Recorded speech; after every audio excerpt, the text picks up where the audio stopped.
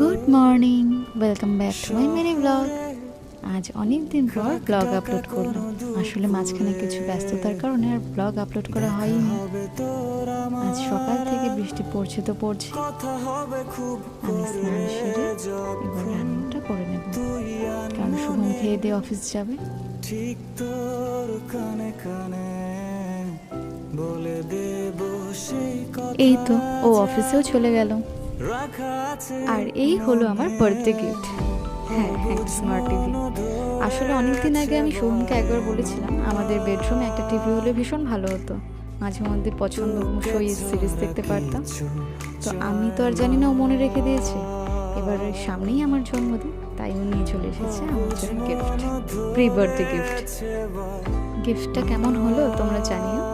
আর যদি ভিডিওটা ভালো লাগে প্লিজ সাবস্ক্রাইব করে দিও। দেখা হবে পরের কোনো একটা ভিডিওতে। এখন বাই।